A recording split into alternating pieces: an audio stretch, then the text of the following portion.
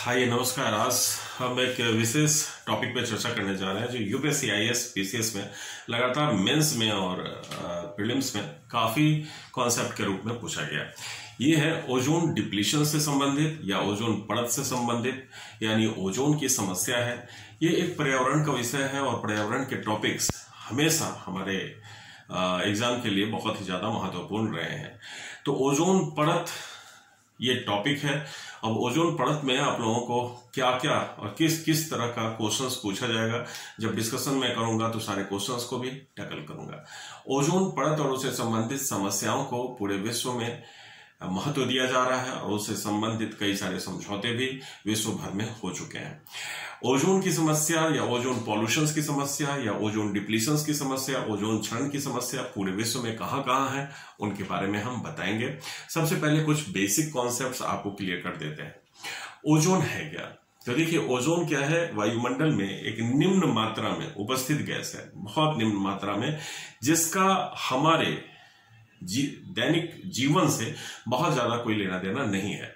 लेकिन कुछ क्षेत्र हमारे पूरे विश्व में है जहां पर ओजोन परत का क्षय हो रहा है। अब ओजोन परत कहां पे है, ओजोन एटमॉस्फेयर में कहां पे है, इन सब पे हम चर्चा करेंगे। ऐसे जानिए कि ओजोन एक गैस है जो ऑक्सीजन के 3 अणु के मिलने से बनता है। इसका वायुमंडल में लगातार निर्माण होता रहता है और लगातार क्षय भी होता रहता है। एक प्राकृतिक प्रोसेस है जब उसका निर्माण भी होता है और उसका क्षरण भी होता रहता है। क्षरण का मतलब होता है कि उसका खत्म हो जाना।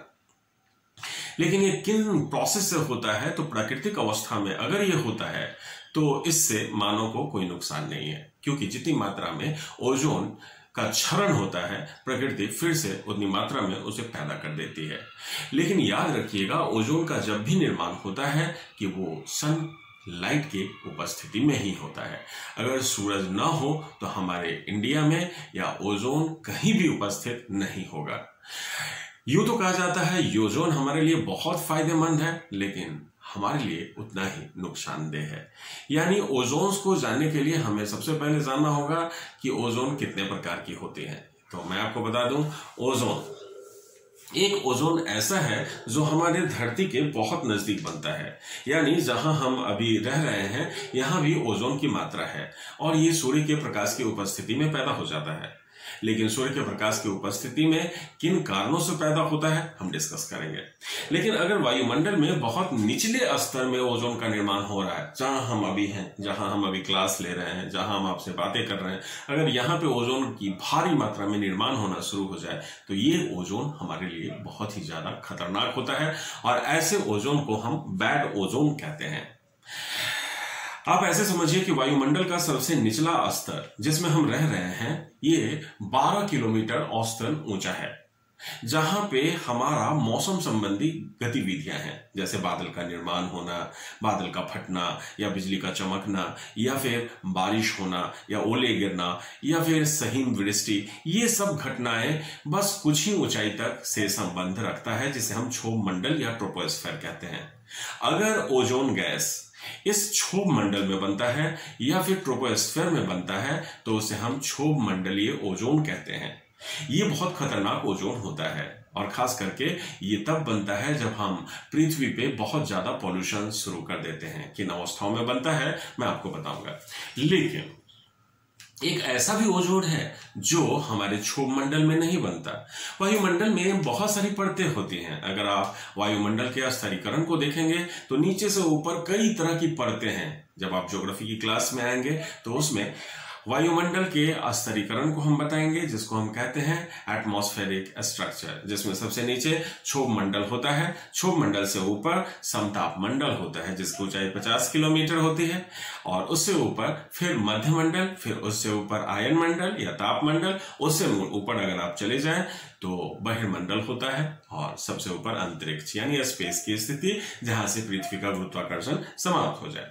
अब हम बात कर रहे थे ओजोन की। तो ओजोन हमने कहा कि 2 तरह का होता है। एक ओजोन वैसे होते हैं जो हमारे क्षोभ मंडल से संबंधित होते हैं। यानी क्षोभ मंडल में अगर ओजोन का बहुत भारी मात्रा में निर्माण हो रहा है तो वो हमारे लिए खतरनाक है, और ऐसे ओजोन को हम खतरनाक ओजोन या बैड ओजोन की संज्ञा देते हैं। जब क्वेश्चन पूछा जाता है तो इसे हम ट्रोपोस्फेरिक ओजोन कहते हैं। क्षोभ मंडलीय ओजोन हमेशा ये खतरनाक ही होता है, किसी भी स्थिति में आपके हेल्थ को नुकसान करेगा, आपके श्वसन में समस्या पैदा करेगा, अस्थमा ला देगा। लेकिन कैसे पैदा होता है हम आपको बताएंगे। लेकिन अगर क्षोभ मंडल से ऊपर समताप मंडल में अगर इसी ओजोन का निर्माण हो जाए, इसका मतलब है ये ओजोन हमारे लिए बहुत फायदा पहुंचाने वाला है। वहां पे एक परत के रूप में ये पाया जाता है और कहा जाता है कि ये परतें हमें बहुत हाई रेडिएशन से बचाती हैं। सूरज कई तरह की किरणों को छोड़ता है, जिसमें पैराबैंगनी किरणें जो अति सूक्ष्म किरणें होती हैं, बहुत ही शॉर्ट वेव्स होती हैं, ये पृथ्वी पर नहीं पहुंच पाती। अगर ये पहुंच जाए तो हमारे शरीर के कई भागों में रोग पैदा कर देती हैं। आंखों में मोतियाबिंद पैदा कर देती हैं, त्वचा में कैंसर पैदा कर देती हैं, फलों के पकने और उसको बर्बाद करने में इनका काफी योगदान होता है। तो अगर मैं कहूं कि ओजोन समताप मंडल में है तो हमारे लिए फायदेमंद है, और उसी को हम ओजोन परत कहते हैं। वास्तव में ये ओजोन परत जो हमारे लिए बहुत अच्छा है, ये गुड ओजोन है, और इसी को हम ओजोन लेयर भी कहते हैं। और अगर परीक्षा में चर्चा की जा रही है ओजोन लेयर की, तो इसका मतलब है कि वो समताप मंडल से संबंधित ओजोन की चर्चा कर रहा है, यानी ये गुड ओजोन की चर्चा कर रहा है और उसके क्षरण की बात कर रहा है, उसके डिप्लीशन की बात कर रहा है। हम दोनों ही स्थितियों में देखेंगे कि एक खतरनाक ओजोन हमारे लिए कैसे नुकसान पैदा करता है और एक जो अच्छा ओजोन है इसको हम कैसे नुकसान पहुंचाते हैं, यानी उस ओजोन का क्षरण कैसे हो रहा है। तो सबसे पहले हम ओजोन के टाइप्स को देखते हैं। यहां पे देखिए, हमने टाइप्स ऑफ ओजोन देखा। टाइप्स ऑफ ओजोन का मतलब ओजोन दो तरह का होता है, एक बैड ओजोन, एक गुड ओजोन। बैड ओजोन जिसको खतरनाक ओजोन भी आप कह सकते हैं, गुड ओजोन जिसको हम अच्छा ओजोन कहते हैं। एक ओजोन जो बहुत बैड है वो ट्रोपोस्फेयर में बनता है, जिसको हम क्षोभ मंडल कहते हैं। यानी क्षोभ मंडल जो वायुमंडल की सबसे निचली परत है उसको हम क्षोभ मंडल कहते हैं। गुड ओजोन जिसको हम स्ट्रेटोस्फेरिक ओजोन कहते हैं, ये स्ट्रेटोस्फेरिक ओजोन ये क्षोभ मंडल के ऊपर होता है, इसी को हम ओजोन परत कहते हैं। यानी गुड ओजोन का ही संबंध ओजोन लेयर से होता है, इसी का संबंध ओजोन लेयर से होता है या ओजोन परत से होता है। लेकिन इसका विकास कहां होता है, तो स्ट्रेटोस्फेयर में। अब देखिए, मैं दोनों ही स्थिति में आपको बताता हूं। यहां हमने वायुमंडल के लेयर को बताया है। देखिए, सबसे नीचे ट्रोपोस्फेयर जिसको क्षोभ मंडल कहते हैं। ये जो क्षोभ मंडल है इसमें हमारी मौसम संबंधी गतिविधियां होती हैं। यानी मैं अभी आपके साथ क्लास ले रहा हूं, इसका मतलब ये है कि ये क्लास कहाँ चल रही है, तो ये क्षोभ मंडल में चल रही है। यहाँ पे मैं आपसे बात कर रहा हूं। लेकिन क्षोभ मंडल में हमारे वायुमंडल की स्थिति वैसी होती है जिसमें सारे जीव जंतु आसानी से आदर्श रूप में रह सके। यहाँ आइडियल रूप से ऑक्सीजन की मात्रा होती है, लेकिन जैसे जैसे आप ऊपर जाएंगे ऑक्सीजन की कमी होने लगती है। तो ये क्षोभ मंडल का संबंध वहां तक होता है जहां तक बादल बनते हैं। तो 16 किलोमीटर मैक्सिमम ऊंचाई हो सकती है जहां गर्मी ज्यादा है, यानी विषुवत रेखा पे इसकी ऊंचाई 16 किलोमीटर होती है। और यहां अगर पोल है, ठंडी है, तो बादल की ऊंचाई कम हो जाती है 8 किलोमीटर, यानी इसकी आधी। विषुवत रेखा यानी इक्वेटर पे 16 किलोमीटर और यहां पे 8 किलोमीटर। लेकिन अगर इस 16 किलोमीटर से ध्रुवों की तरफ जाएंगे तो ऊंचाई घटती चली जाएगी। इसलिए इस मंडल में अगर कोई ओजोन बन रहा है, यानी ऑक्सीजन के 3 एटम्स अगर जुड़ के यहां क्षोभ मंडल में बन रहे हैं, तो वो आपके लिए नुकसान पैदा कर देंगे और उसको हम खतरनाक ओजोन कहते हैं। लेकिन अगर मैं आपसे कहूं कि ये 16 किलोमीटर से आप ऊपर चले जाते हैं तो एक दूसरा लेयर आ जाता है जिसको हम समताप मंडल कहते हैं, स्ट्रेटोस्फेयर कहते हैं।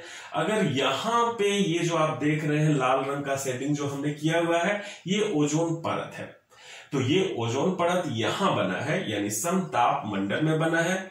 तो इस लेयर को हम कीमोस्फेयर भी कहते हैं। तो अगर आपसे क्वेश्चन पूछा जाए कि कीमोस्फेयर किस मंडल का नाम है, तो ये समताप मंडल का नाम है। तो समताप मंडल ये है, यहां पे समताप मंडल यहां है, जो जिसकी ऊंचाई औसतन 12 किलोमीटर से 50 किलोमीटर होती है, यानी इसकी ऊंचाई या मोटाई विषुवत रेखा पे कम होगी, यानी इक्वेटर पे कम होगी, पोल पे ज्यादा डिस्टेंस होती है। लेकिन अगर मैं कहूं कि ओजोन का जो लेयर है इसका मैक्सिमम डेंसिटी कहां से कहां तक है, तो 20 से 30 किलोमीटर आप मान सकते हैं। तो मैक्सिमम जो इसकी सघनता है ये 20 से 30 किलोमीटर के बीच में होती है।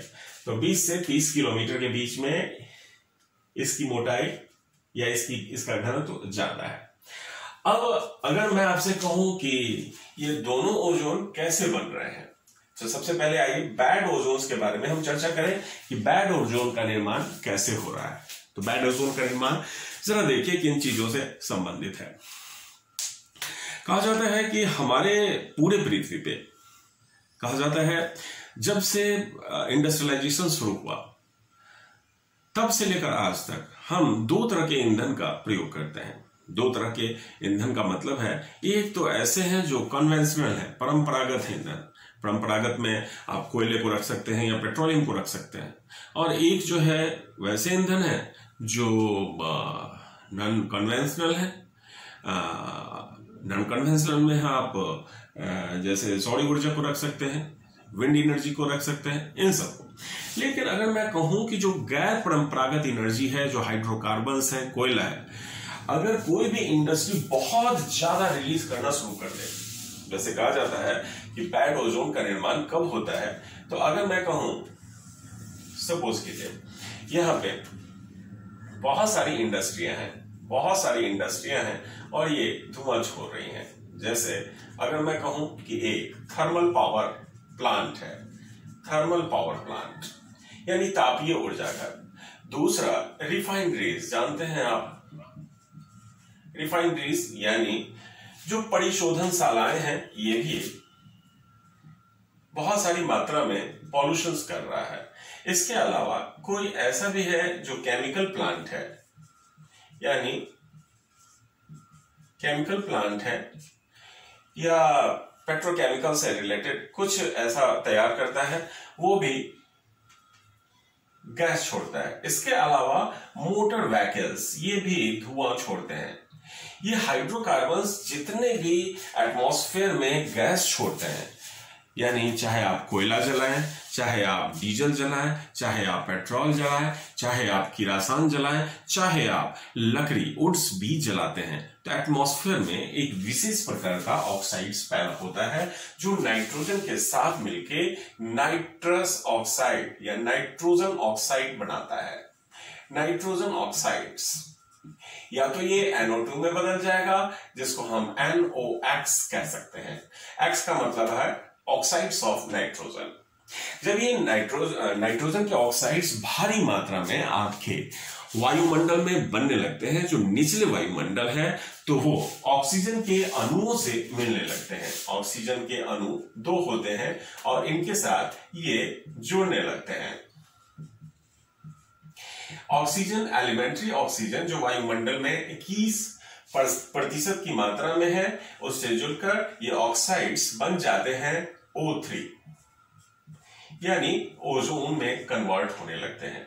याद रखिएगा, O3 में कन्वर्जन इनका तभी होगा जब सूर्य की रोशनी इन्हें मिलेगी, यानी सूर्य के प्रकाश की उपस्थिति में ये oxides of nitrogen elementary oxygen जो वायुमंडल में ऑक्सीजन है उसके साथ मिलकर एक अणु बढ़ा लेते हैं और O3 में कन्वर्ट होने लगते हैं, और भारी मात्रा में वहां पे बैड ओजोन की समस्या पैदा होती है जो इंडस्ट्रियलाइज सिटी है, यानी औद्योगिकीकृत नगर है। जैसे इंडिया में इसकी सबसे बड़ी समस्या 3 सिटी में देखी गई है, एक जो दिल्ली है, दूसरा मुंबई और तीसरा कोलकाता। चेन्नई में थोड़ी कम है, लेकिन विगत वर्षों में बेंगलोर की एक्टिविटी बढ़ती जा रही है। जितने भी मेट्रोपॉलिटन सिटी है वहां बैड ओजोन की समस्या बढ़ती जा रही है, क्योंकि वहां मोटर व्हीकल्स बढ़ते जा रहे हैं। दहन प्रणाली जो गैर परंपरागत ऊर्जा स्रोत है, परंपरागत ऊर्जा स्रोत है, कोयले जलाने को लेकर, पेट्रोल को जलाने को लेकर, इन सब से गतिविधियां बढ़ने से बैड ओजोन की समस्या बढ़ती जा रही है। तो बैड ओजोन जब भी आपसे पूछा जाए तो आप याद रखिएगा ऑक्साइड्स ऑफ नाइट्रोजन से इनका निर्माण हो जाता है, ट्रोपोस्फेयर में। ऑक्साइड्स ऑफ नाइट्रोजन कई वे में आप छोड़ सकते हैं एटमॉस्फेयर में।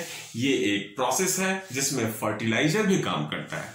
जैसे फर्टिलाइजर्स में आप देखेंगे जब विनाइट्रोजनीकरण होता है, डीनाइट्रिफिकेशन होता है, तब भारी मात्रा में वो नाइट्रोजन ऑक्साइड्स को छोड़ता है या नाइट्रस ऑक्साइड्स को वो रिलीज करता है।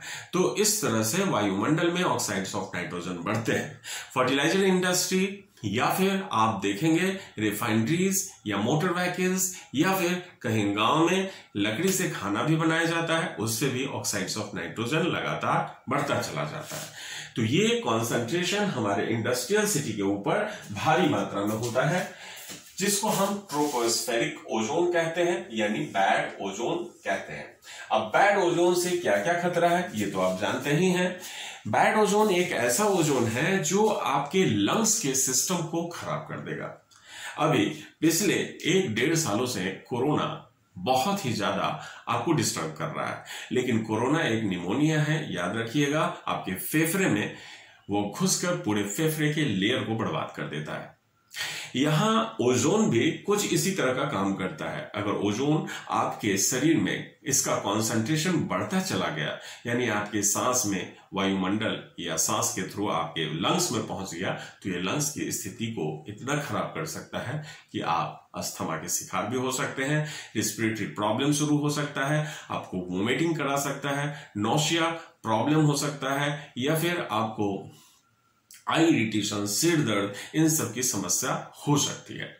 तो ये एक ऐसा ओजोन है जो वैसे लोगों में खास करके ज्यादा देखा जाता है जो फिजिकल एक्टिविटी ज्यादा करते हैं। जैसे आप धूप में घूम रहे हैं, जैसे लेबर क्लास के लोग हैं जो बाहर हैं और आप देखेंगे बाहर सांस ले रहे हैं, धूप में काम कर रहे हैं, उनके साथ ये समस्या बहुत ज्यादा होती है। स्कूली बच्चों में भी आजकल देखा जा रहा है, जो मेट्रोपॉलिटन सिटी है विश्व के, जैसे मैक्सिको सिटी है, न्यूयॉर्क है, वाशिंगटन है, फिलाडेल्फिया है, या बाल्टीमोर है, या फिर ओसाका है, संघाई है, इन सब जगहों में बच्चों में भी ओजोन कॉन्सेंट्रेशन लंग्स में बढ़ता चला जा रहा है। इससे उनमें रिस्पिरेटरी प्रॉब्लम और लंग्स अटैक की समस्या बढ़ गई है। कहा जाता है हमारे इंडिया में लंग्स प्रॉब्लम की समस्या कोरोना ने और दुगुनी कर दी है, और कोरोना जाने वाला है नहीं, इसलिए थोड़ा सतर्क रहिए। एक कोरोना, ऊपर से ओजोन की समस्या। ट्रोपोस्फेरिक ओजोन से तो हमें बचना है, लेकिन हम फिलहाल देखेंगे भारी मात्रा में जो विश्व डिस्कस कर रहा है वो स्ट्रेटोस्फेरिक ओजोन को लेकर कर रहा है। यहां देखिए, स्ट्रेटोस्फेरिक ओजोन्स को हम समझते हैं कि यहाँ ओजोन का निर्माण कैसे होता है। ये जो ओजोन का यहाँ पे निर्माण हो रहा है, ये कैसे हो रहा है। स्ट्रेटोस्फेरिक ओजोन यानी समताप मंडलीय ओजोन। अब जरा देखिए, जैसे जैसे आप ऊपर की तरफ जाएंगे, ऑक्सीजन की डेंसिटी कम होती चली जाती है, और 20 किलोमीटर ऊंचाई के बाद ऑक्सीजन धीरे धीरे कम होने लगता है। तो यहाँ पे जो ब्लू रंग आप देख रहे हैं, ब्लू रंग, ये यहाँ पे ऑक्सीजन की डेंसिटी बहुत कम होने से सारे ऑक्सीजन के मॉलिक्यूल्स फ्री हो जाते हैं, यानी टूट कर अलग हो जाते हैं। यानी ऑक्सीजन के 2 मॉलिक्यूल्स एक एटम्स में अलग अलग चेंज हो जाते हैं। और जैसे ही यहाँ पे सूरज की किरण मिलती है इन्हें, यानी सनलाइट जैसे ही मिलती है, जिसमें हमने अभी बात किया आपसे ultraviolet rays, UV, beta rays, याद रखिएगा, UV, ultraviolet, beta rays, जैसे ही ये मिलता है इसे, ये बॉन्ड बना लेते हैं, यानी O2 प्लस फ्री मॉलिक्यूल्स यहां मिल जाते हैं और ये O3 के रूप में कन्वर्ट होने लगते हैं। ये एक प्राकृतिक अवस्था है जिसमें मानव का कोई छेड़छाड़ नहीं होता। प्राकृतिक अवस्था में ओजोन बनता भी है, टूटता भी रहता है। यानी दिन में जब अल्ट्रा वायलेट रेज इसे मिलता है तो ये बॉन्ड बना के O3 में कन्वर्ट हो जाता है, एब्जॉर्ब कर लेता है, और हीट को एब्जॉर्ब करने से स्ट्रेटोस्फीयर में टेम्परेचर बढ़ जाता है। यानी अगर पूछा जाए समताप मंडल में तापमान बढ़ने का कारण क्या है, तो ये ओजोन ही है। इसलिए इसे कीमोस्फीयर भी कहते हैं, क्योंकि बहुत सारी रासायनिक अभिक्रियाएं यहाँ पे होती रहती हैं। अब यहां देखिए, जब यहां पे भारी मात्रा में ओजोन का निर्माण होता है तो एक लेयर के रूप में ये बन जाता है, और ये लेयर 20 से 30 किलोमीटर के बीच में, यानी वायुमंडल में, ऊंचाई की बात यहां हो रही है, आप यहां हैं तो आपसे 20 से 30 किलोमीटर ऊंचाई में ये लेयर पाया जाता है।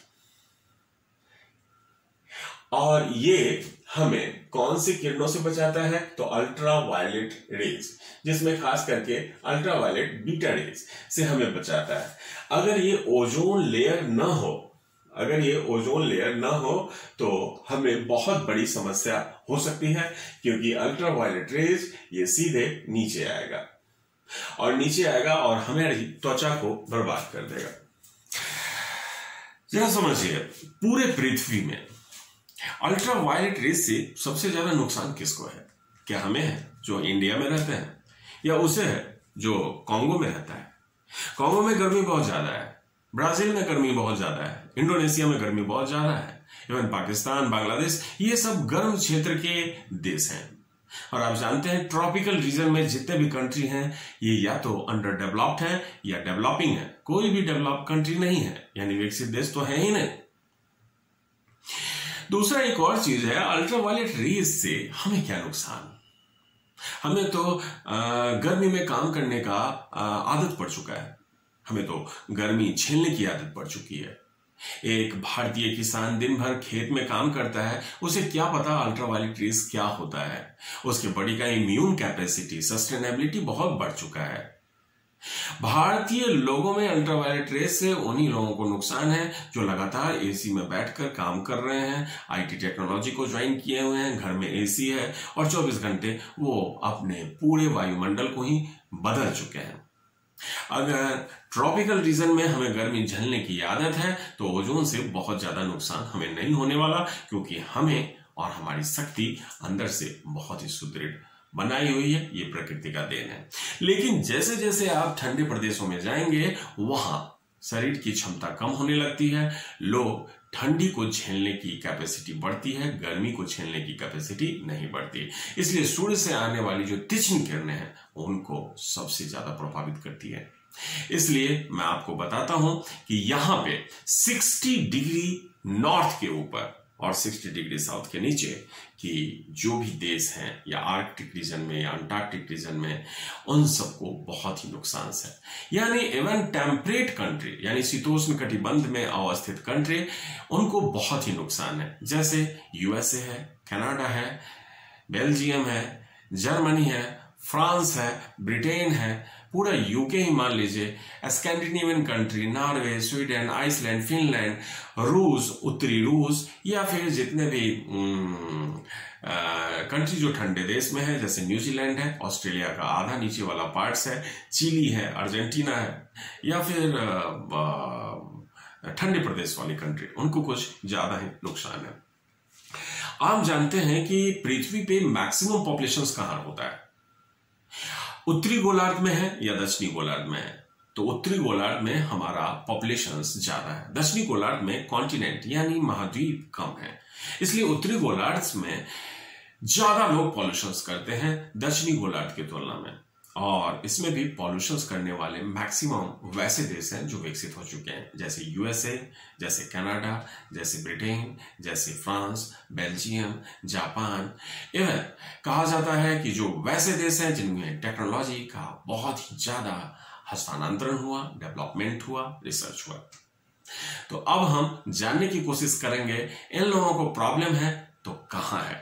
एक मैप पे जरा देखिए, क्योंकि अभी जो मैं बात कर रहा हूं 60 डिग्री नॉर्थ या आर्कटिक या अंटार्कटिक या फिर कहां के लोग प्रभावित होंगे, ये आप सिर्फ वाक्य से या सेंटेंस से नहीं समझ पाएंगे। यहां मैं एक मैप पे आपको समझाने की कोशिश करता हूं। अब सर देखिए ये फिगर जो मैंने आपको बताया है ये पूरे वर्ल्ड का फिगर है।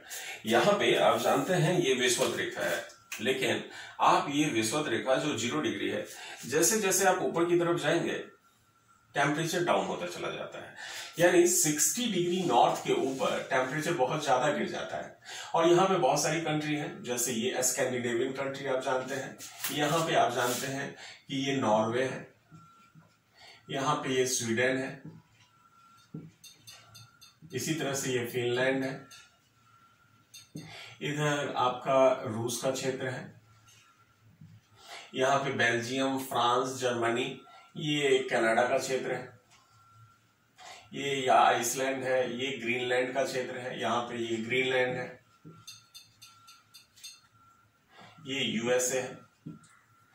तो खास करके मैं आपको बताऊं कि उत्तरी गोलार्ध में यानी नॉर्थ हेमिस्फीयर में महाद्वीप ज्यादा है, यानी क्षेत्रफल महाद्वीपों का ज्यादा है, जबकि इक्वेटर से नीचे आएंगे यानी यहाँ पे जनसंख्या कम है, और जनसंख्या कम भी है और डेवलप कंट्री भी नहीं है। इधर है अर्जेंटीना है, चिली है, ये सब डेवलपिंग कंट्री है। यहाँ डेवलप कंट्री के नाम पर सिर्फ साउथ अफ्रीका यहाँ पे है। अब समस्या सबसे ज्यादा गंभीर कहां पे है, तो जरा देखिए समस्या क्या है। तो सबसे पहले देखिए समस्या क्या है। ये जो ओजोन लेयर है, ओजोन लेयर, ये देखा गया है कि ये इसका घनत्व धीरे धीरे कम होता जा रहा है, यानी इसके परत की जो मोटाई है, जो होना चाहिए, वो अब धीरे धीरे कम हो रहा है। 1980 के बाद से हमने सोचना शुरू किया था, क्योंकि यूनाइटेड नेशन एनवायरनमेंट प्रोग्राम, जिसका गठन किया गया था विश्व के प्रथम सम्मेलन जो पर्यावरण का हुआ था 1972 में।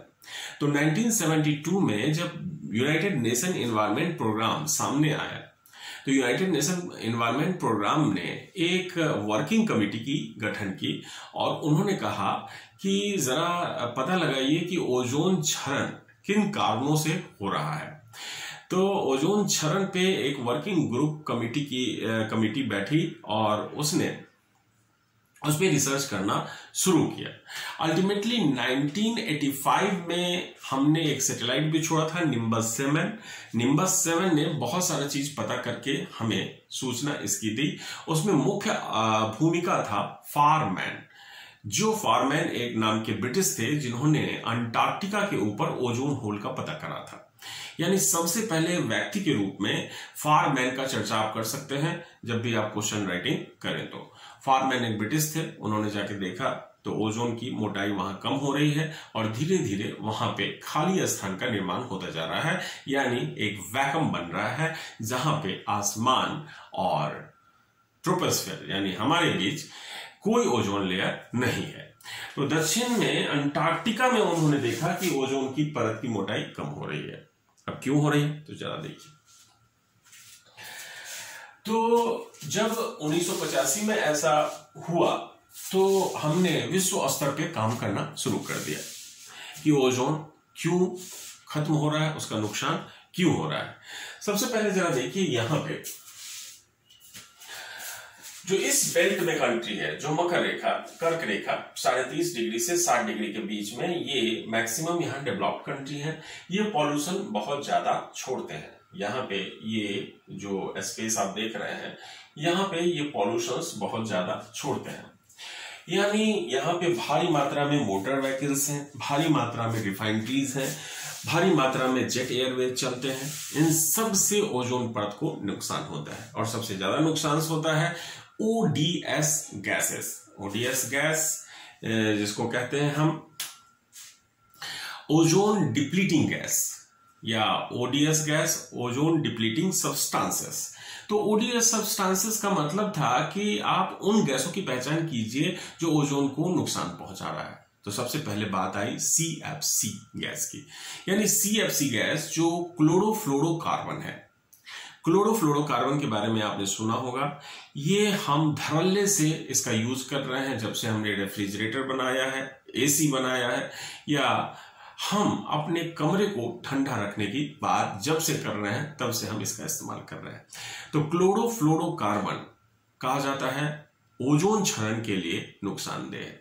ये भारी मात्रा में हम इसको रिलीज करते हैं, जिसके कारण यहां पे क्लोरीन ओजोन के साथ प्रतिक्रिया करके इनको ब्रेक कर देता है। ओजोन के साथ प्रतिक्रिया करके इनको ब्रेक करता है। अब ये ओजोन के साथ प्रतिक्रिया करके कैसे ब्रेक होता है मैं आपको समझाऊंगा, लेकिन यहां पे देखने वाली बात है कि 23.5 डिग्री नॉर्थ से 23.5 डिग्री साउथ के बीच जो ट्रॉपिकल रीजन है, जो गर्म देश हैं, इनको बहुत बड़ी समस्या नहीं है, क्योंकि यहाँ ओजोन परत का नुकसान बहुत ज्यादा नहीं हो रहा है। अगर हो रहा भी है तो उसको प्रकृति अपने आप से फिर से पुनः मेंटेन भी कर लेती है। समस्या कहाँ है? 23.5 डिग्री से ऊपर, जहां विकसित देश अवस्थित है, यूएसए, कनाडा, बेल्जियम, फ्रांस, ये स्कैंडिनेवियन कंट्रीज। तो कहा गया कि ओजोन परत अगर चला जाएगा तो बहुत ज्यादा नुकसान हो जाएगा। तो इसके लिए सम्मेलन का आयोजन किया गया और विकासशील देश जो ट्रॉपिकल रीजन के कंट्री है उनको भी इस सम्मेलन में शामिल होने के लिए विवश किया गया और उन पे भी एक बोझ डाल दिया गया कि आप ओजोन परत को बचाने के लिए कुछ प्रयास कीजिए। अब ये सारे जो सम्मेलन हुए हैं ये कैसे हुए हैं मैं आपको बताता हूं, तो इसको सिस्टमैटिक सुनिए कैसे हुए हैं ये सम्मेलन।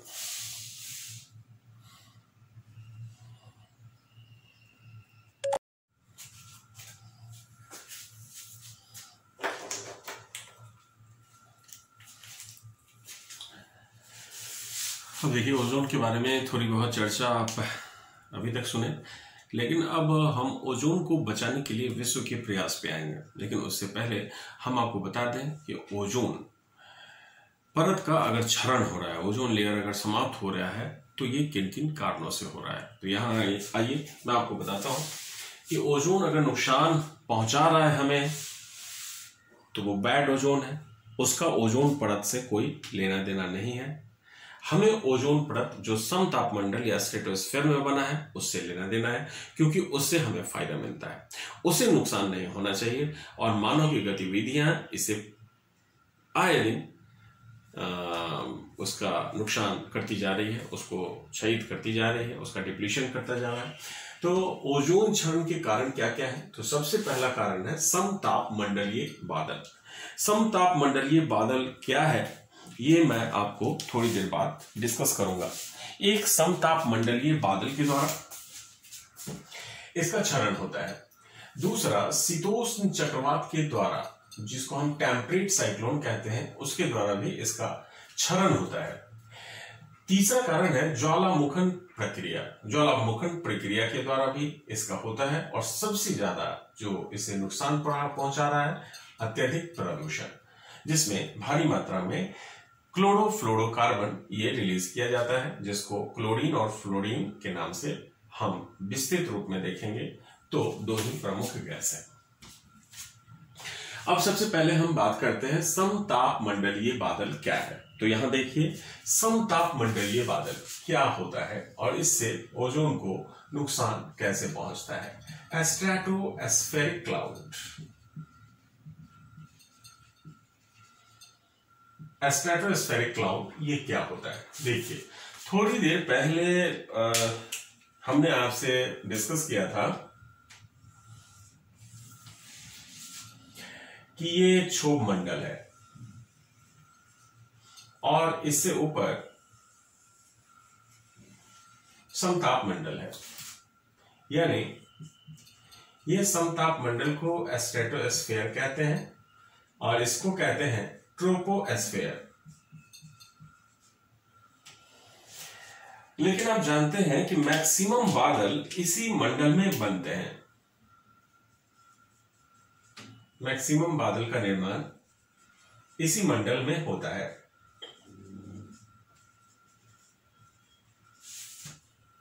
लेकिन किसी भी कारण से, सपोज कीजिए यहां पे तूफान आ जाए। तूफान का मतलब है हवा नीचे से ऊपर उठती है और ये बादल अगर समताप मंडल में आ जाए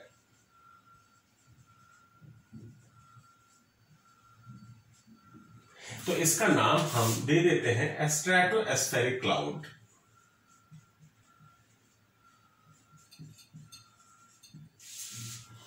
इसका नाम हम दे देते हैं स्ट्रेटोस्फेरिक क्लाउड, यानी समताप मंडलीय बादल। लेकिन ये साइक्लोन जैसे ही ये क्लाउड को ऊपर करता है, ये क्लाउड अपने साथ प्रदूषण को भी समताप मंडल में ले आता है और यहां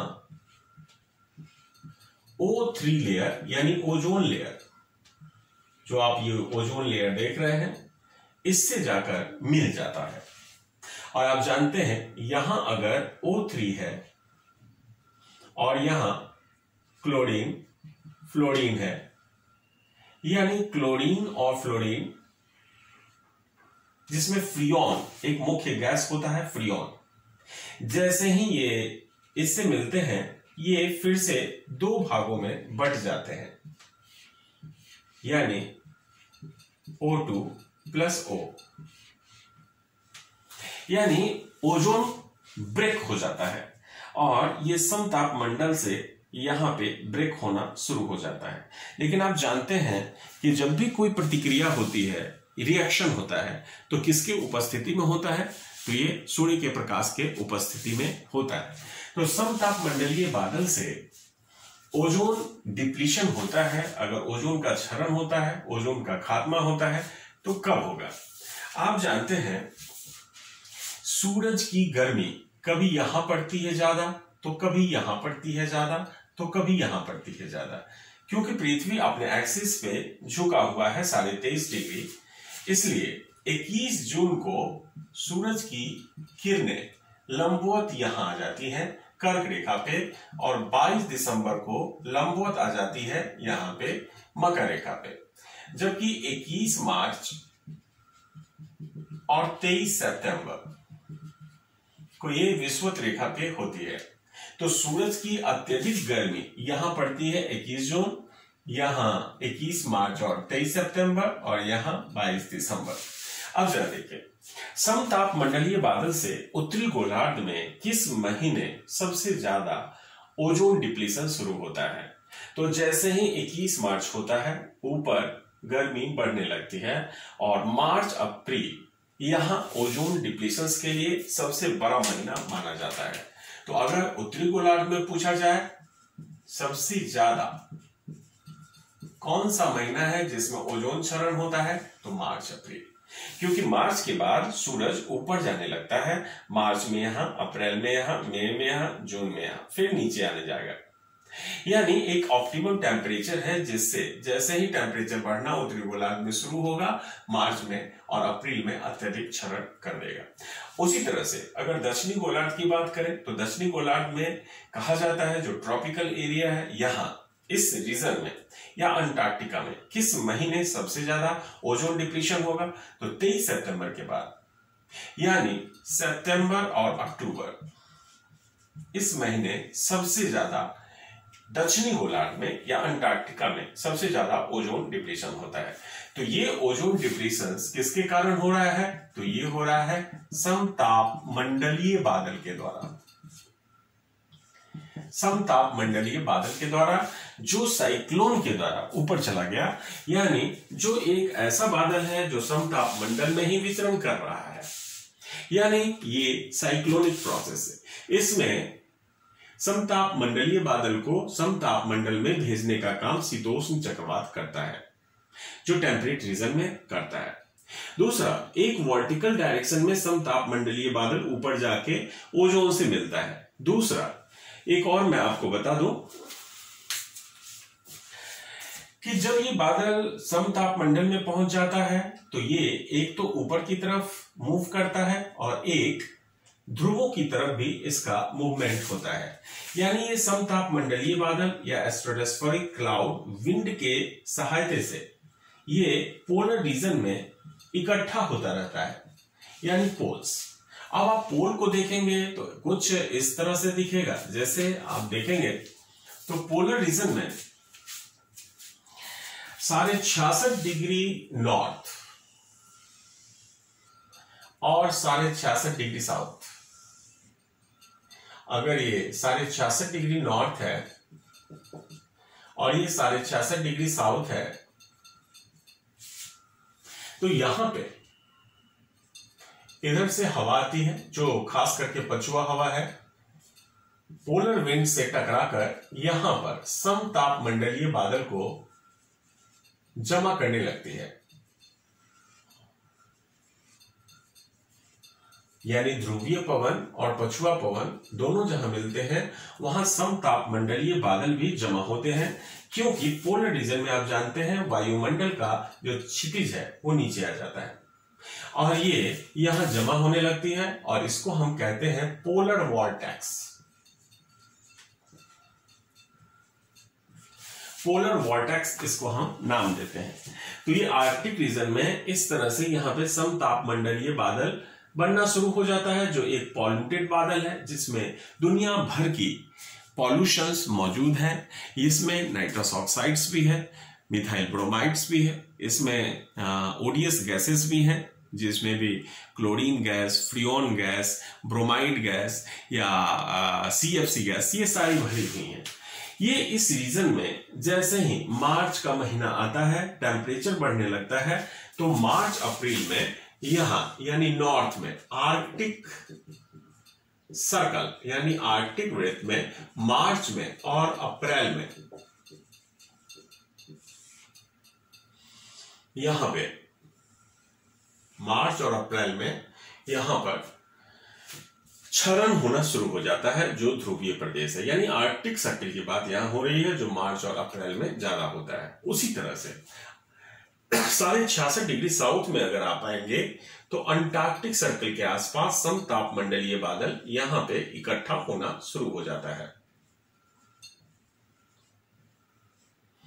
यहां पर इकट्ठा होना शुरू हो जाता है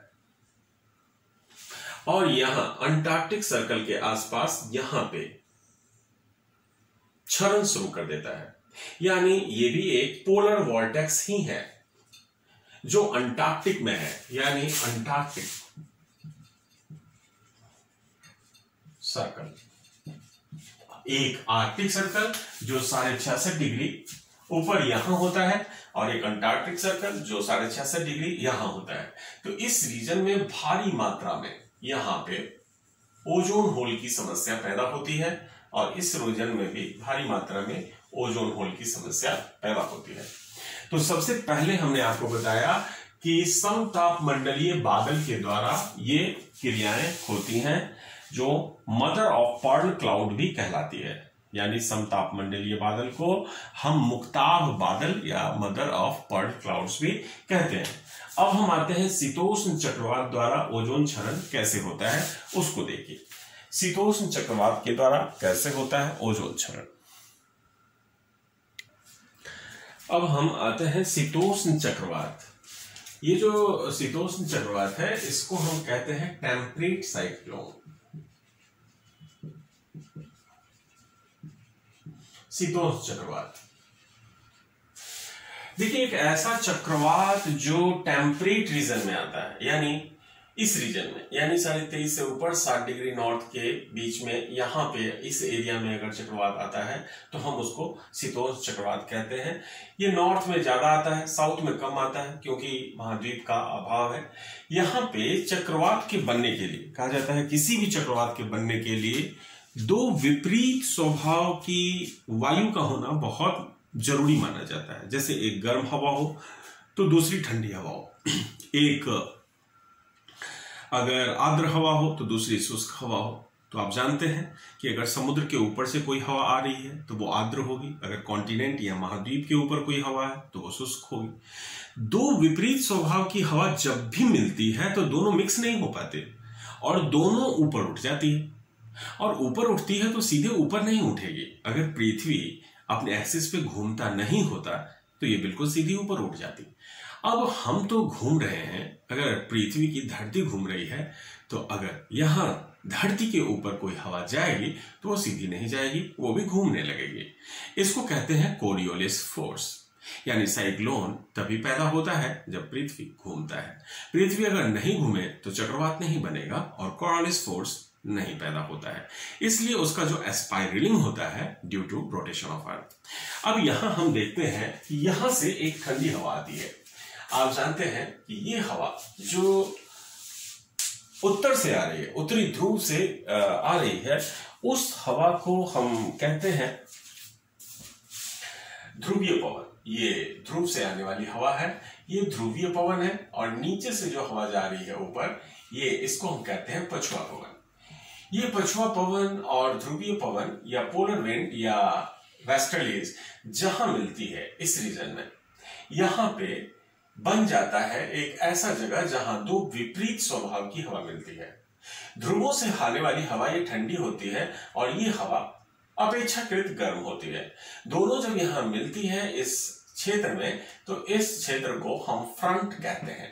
फ्रंट वैसे क्षेत्र को कहते हैं जहां पे दो विपरीत स्वभाव की हवा मिलती है। फ्रंट के निर्माण के साथ ही भारी मात्रा में यहां पे साइक्लोन बनता है, यूरेशिया के ऊपर और यूएसए कनाडा के ऊपर।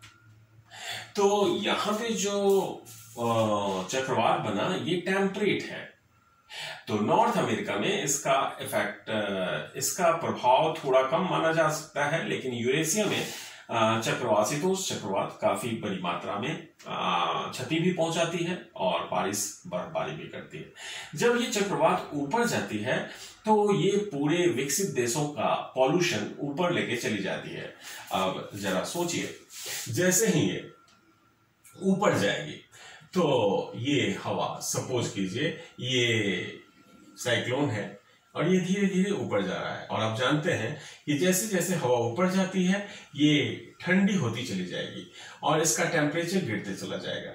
जैसे ही ये -80 से -85 डिग्री सेल्सियस टेम्परेचर को पार करता है, तो यहां जो CFC गैस है, ये क्लोरीन और फ्रियॉन गैस,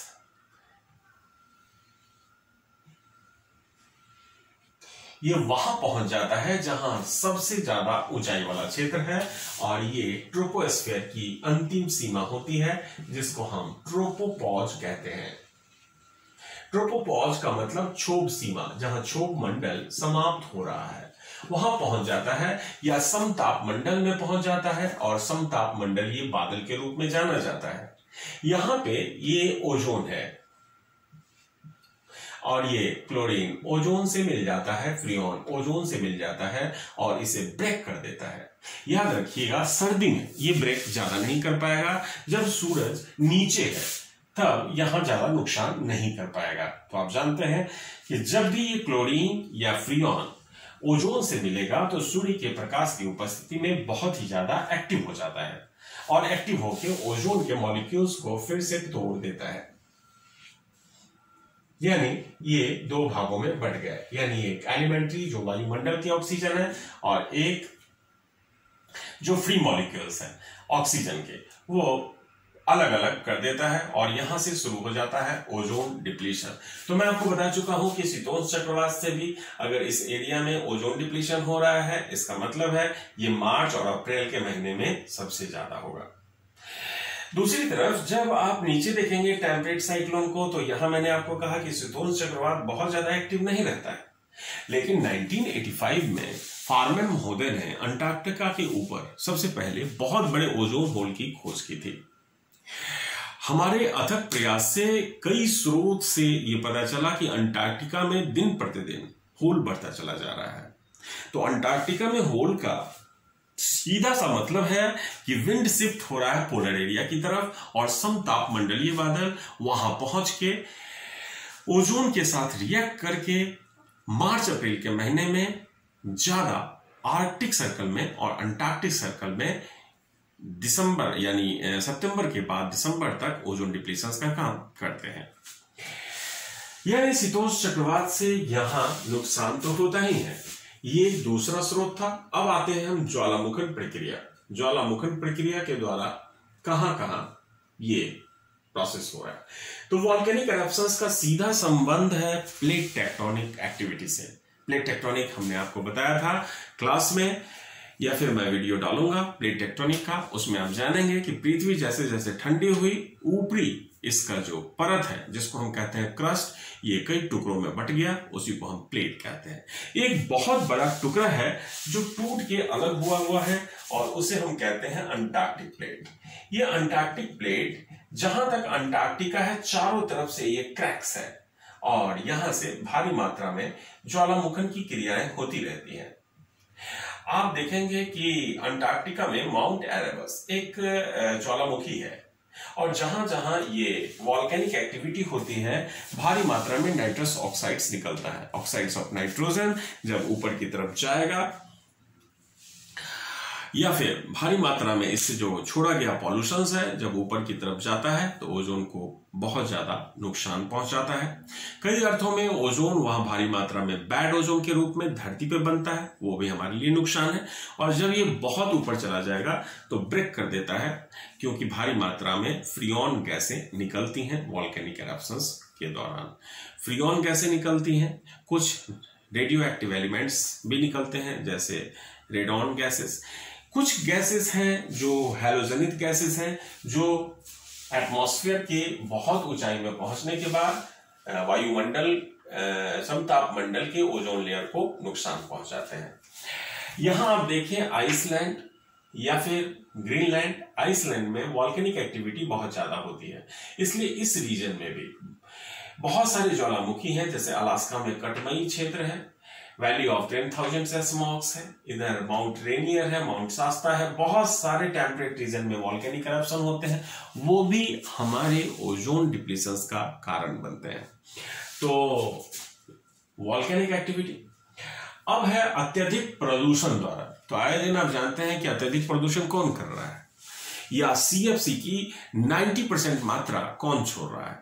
तो सीएफसी की 90% मात्रा दक्षिणी गोलार्ध में साउथ हेमिस्फीयर में नहीं छोड़ा जा रहा है, ये नॉर्थ हेमिस्फीयर में छोड़ा जा रहा है। और नॉर्थ हेमिस्फीयर में आप जानते हैं यूएसए सबसे ज्यादा सीएफसी गैसों का यूज करता है। फ्रांस, बेल्जियम, जर्मनी, कनाडा, ये सब सीएफसी गैस, क्योंकि यहां पे एक भी घर बिना एसी के नहीं हो सकते, रेफ्रिजरेटर के नहीं हो सकते। विकासशील देशों में यह समस्या नहीं है, हम बिना एसी के भी रह सकते हैं, हम बिना रेफ्रिजरेटर का भी रह सकते हैं। पूरा गांव हमारा किसानों का देश है, कहां रेफ्रिजरेटर और कहां एसी। इसलिए सीएफसी यूज विकासशील देश की तुलना में विकसित देश ज्यादा इस्तेमाल कर रहे हैं। और विकासशील देशों को बहुत ज्यादा प्रॉब्लम नहीं है, क्योंकि हाई रेडिएशंस को झेलने का आदत पड़ गया है, क्योंकि इनके शरीर में मेलानिन बहुत ज्यादा होता है और वो रेडिएशंस को कैप्चर कर सकता है। इससे बहुत ज्यादा हमें नुकसान नहीं होता है। लेकिन कहीं कहीं स्किन बर्न की समस्या होती है, तो स्किन बर्न की समस्या होती है जिसका इलाज हम कर सकते हैं। हाँ, जहां स्किन कैंसर की बात है तो स्किन कैंसर देखा गया है कि यूएसए में पर ईयर 2 लाख से ज्यादा लोग बीमार हो जाते हैं स्किन कैंसर से। उसी तरह का केसेस ऑस्ट्रेलिया का भी है, न्यूजीलैंड का भी है, कनाडा के भी है, फ्रांस का भी है, बेल्जियम का भी है। यहां त्वचा कैंसर से बहुत ज्यादा लोग मरते हैं, क्योंकि अल्ट्रावायलेट रेज को झेलने की कैपेसिटी नहीं है। तो इस रीजन में जो हम टेम्परेट रीजन की बात कर रहे हैं, जो 66 से 23.5 डिग्री के बीच का जो क्षेत्र है, यहाँ पे पॉल्यूशन ज्यादा होता है, जिसके कारण ये किसी भी वायुमंडलीय अवस्था में, चाहे चक्रवात बनकर या फिर कहा जाता है समताप मंडलीय बादल बनकर, या फिर किसी भी रूप में सीएफसी गैसों को अगर एटमॉस्फेरिक वे में हाई एल्टीट्यूड पे पहुंचा दिया जाए तो रिएक्शंस होगा, और रिएक्शन से ओजोन होल का निर्माण होगा। तो ये अब तक की घटनाएं और अब तक जो मैं अब डिस्कस कर रहा हूं उसका संबंध सिर्फ और सिर्फ ओजोन और उसके क्षरण से है। लेकिन हम दूसरे इशू में आपसे चर्चा करेंगे कि ओजोन के लिए विश्व का क्या प्रयास है। ये जल्दी ही एक वीडियो आपका आएगा जो ओजोन के क्षरण और उससे संबंधित प्रयास से संबंधित होगा, जो विश्व ने शुरू किया था। भारत ने कब इसे महत्व देना शुरू किया या समझौते में शामिल हुआ, इन सब को हम उस एपिसोड में लाने की कोशिश करेंगे। तो ये क्लास समाप्त होती है। Thank you.